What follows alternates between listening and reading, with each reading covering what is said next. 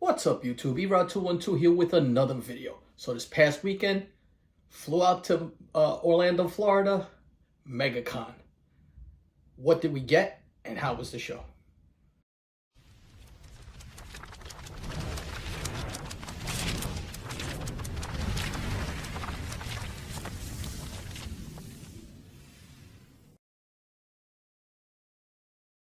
All right, so yeah, did a 3-day trip with my squad. Went out to Megacon in Orlando, Florida. And I got to tell you guys, it's a great show. I went there last year. I had a lot of fun this year. Had even more fun, if you could say that. Ran into so many people from the YouTube community, the Instagram community, the whatnot, and the eBay Live community. So made sure that if you get the chance, go to Megacon. I'm telling you, you are not going to regret it.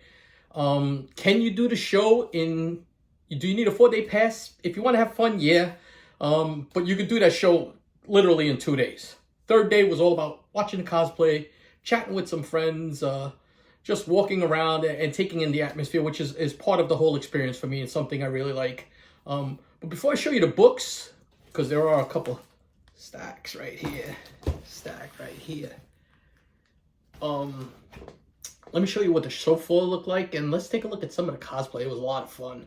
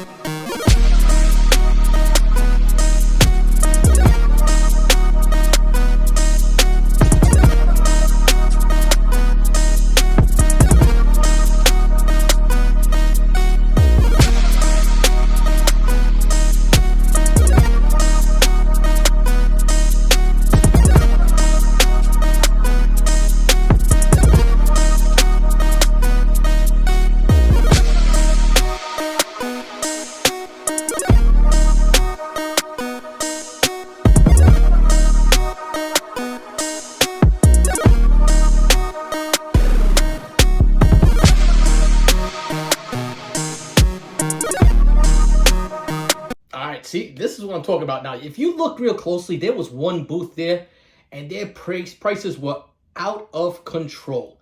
The highest I've ever seen at a show. These people were asking absolutely some of the most unrealistic prices for books. I don't know how they sold a book at that show. It was terrible. Most guys there were pretty up to date with their pricing, which was refreshing to see. You had your big bangers like Dale Roberts and Reese's Comics and Harley Yee, but you had a lot of other vendors. One of them I'm going to talk about in this video because he was the highlight of the show for me. But let's start off with the exclusives that were there, because there were some really, really good ones. 3 of them that I picked up popped. One of them was a white whale. I got lucky to get it, and it blew up. But you had the Ultimate Spider-Man #1, and this is the Megacon exclusive by Nick Klein, and this was limited to 400 copies. 400 copies. You had the Batman 121, the Shattered Ice variant, really, the frosted foil, but I call it a Shattered Ice. This was really nice. This had a 500 print run. You had the Grassetti Batman 121. These Batman 121s, the Carnivore had them. They're just amazing. And an artist that blew up with Carnivore uses them is Santa Fung, man. And Santa Fung, man, just was there at the show signing, but just a really good up-and-coming artist with some really nice work. I would love to see some more covers done by him. This book here was tough to find. Shipping got delayed, and the book didn't arrive to the con till Friday midday, and was sold out by Saturday morning. And that's Thundercats #1, the logo foil variant. This was limited to only 399 copies.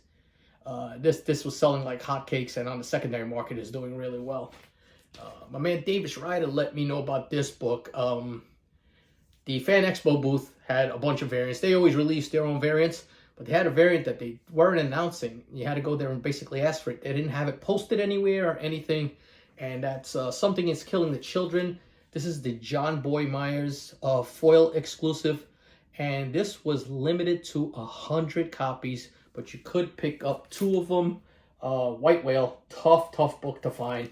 In the streaming platforms, it is going for a lot, and you don't even see them listed. Another book that sold out, Davis Ryder had his exclusive, Amazing Spider-Man 252, with that Venomized. It's nice. Limited to 999 copies, so 1,000 copies. Sold out by Saturday. Gone. And I have this. So some of these variants, join me Tuesday night on eBay Live, because I'm going to have these plus my usual great books that we put up there. I'll be on at 10 o'clock. Hit the QR code to follow that video, to get to the link to the channel, and there'll be a link in the description to my eBay store, my eBay store. Hit on that, and eBay Live 10 o'clock on Tuesday. And then Clayton Crane, this sold out too. Crushed it on this. This was the Joker, Why So Sad, and these were limited to 500 copies. This is wild. I was talking about it on my eBay stream yesterday, but Crane also has a new signature. It's like a bloodied signature. He does all of this work on it. They're going for like $125, I believe it is, for a signature. I just don't see, just to have that signature pop, to pay that extra money. I mean, he already had the Infinity signature and those other ones, but now he's got another one. I mean, it's great gimmick. His table never stopped moving, man. People were there all throughout. And I mean, that foil just pops. He's got the good green colors. And then this was the book of the con. Big Time Collectibles had this book. You had to buy all of their variants to receive a copy of this. It was only 200 printed, but they did release 50 copies first day of the con. First 50 people were able to pick this book up. It went for $50, but I had to pick it. That's Miko Cyan, The Disputed #1, The Crow. Oh, this thing is unbelievable. And this book now, if you're looking at the prices, selling between $225 and $250 a book. But only 50 were released to the public. Everything else was you had to buy the bundle deals. So who was going to buy all 12 of their books to get a book, you know? So got lucky on that. Those were the variants I picked up. Then hit a booth and picked up nice Fantastic Four, number 244, newsstand, first appearance of Frankie Ray, becomes New Nova.